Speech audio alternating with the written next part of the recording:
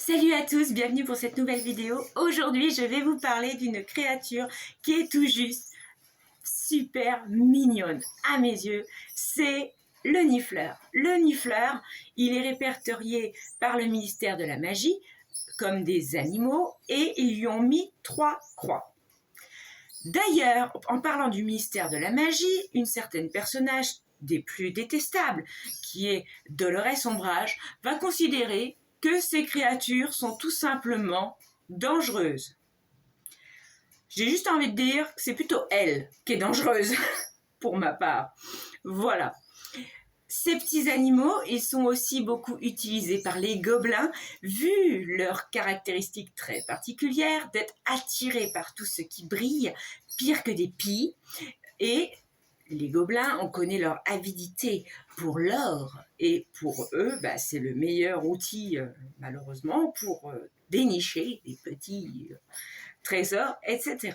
Mais c'est vrai que cette créature, on a plus eu l'occasion de lui donner déjà un faciès et de la découvrir beaucoup plus en profondeur dans la trilogie des Animaux Fantastiques, avec Norbert Dragono et son nifleur, qui lui en fait voir des vertes et des pas mûres.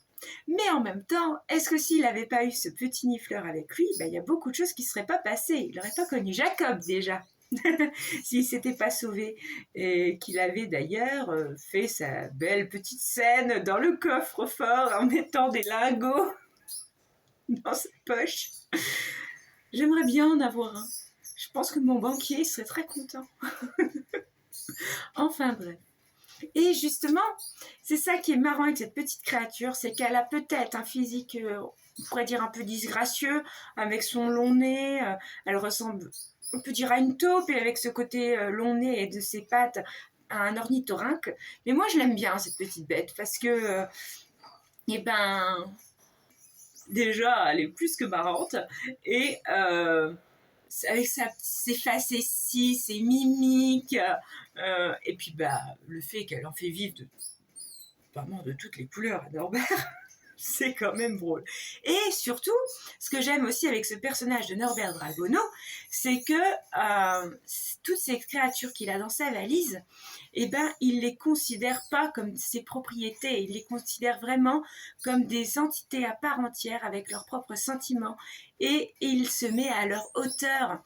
Il ne les utilise pas qu'à son profit, il veut vraiment les comprendre, et il dira même dans le film numéro 1 que quand certaines de ces créatures se sont sauvées de sa fameuse valise, qu'elles sont au milieu des créatures les plus dangereuses qui puissent exister, qui sont les êtres humains.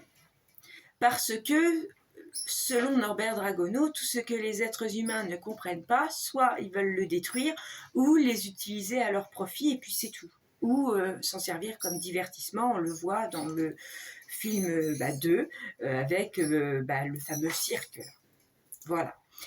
Son nifleur, il l'accompagne partout. Il l'accompagne en Amérique, donc c'est là qu'il se sauve de la valise, qu'il va dans la banque, grâce à ça qu'il rencontre Jacob, etc.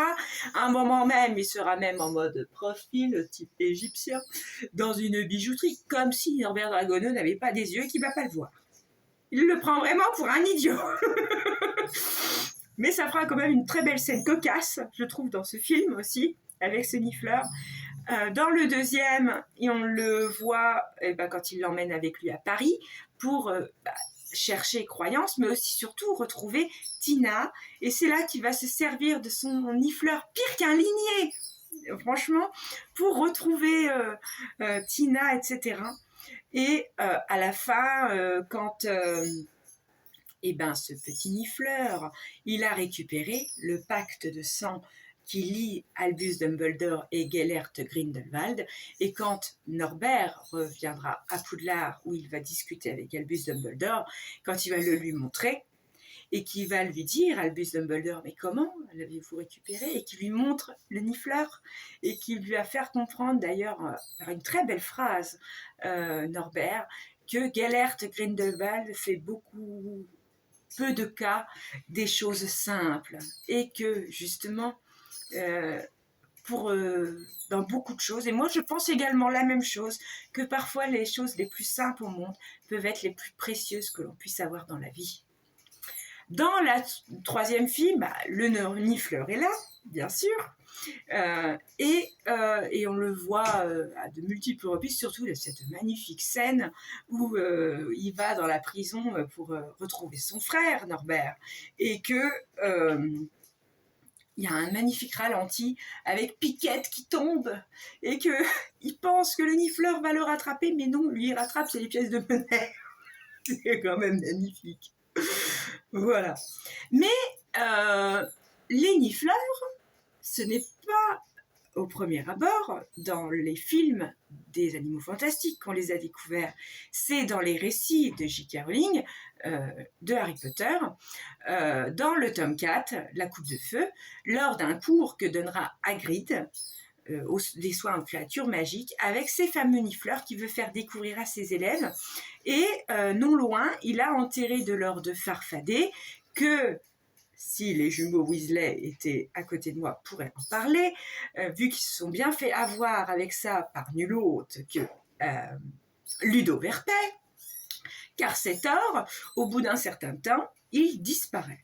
Et Hagrid donc demande à ses élèves, avec ces fameux nifleurs, de retrouver là où il aurait potentiellement enterré de l'or de Farfadet, et ils auront une récompense qui est une tablette de chocolat de Honéduc que Ron remportera. Pendant cette année aussi, vu que le tournoi des 3 sorciers est quand même là, dans l'école, et pour la troisième tâche, Cédric Diggory, lors d'une conversation qu'il aura avec Fleur de la Cour, il est intimement persuadé que la troisième tâche portera sur le fait qu'ils vont devoir retrouver un trésor, ou etc. Et Harry pardon, se dit, tiens, je pourrais peut-être emprunter un nifleur à Hagrid, ça pourrait m'être sacrément utile, si jamais c'est ce cas. Moi, je trouve que cette petite bête, elle est tout simplement charmante. Elle peut être très affectueuse, elle peut être très douce, mais bien sûr, il faut gagner sa confiance. C'est normal, comme beaucoup d'animaux.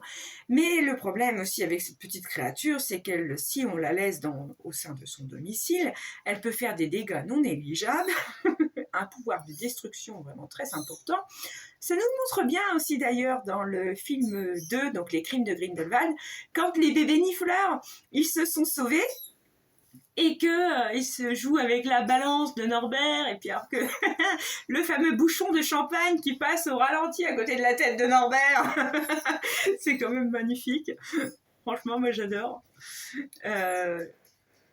Ces petites créatures aussi, elles amènent dans ces films aussi un très beau côté humoristique aussi, je trouve. Dans ces films-là.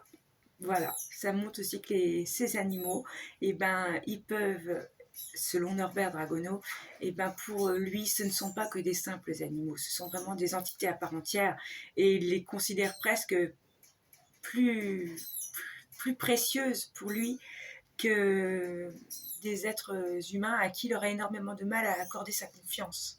Voilà.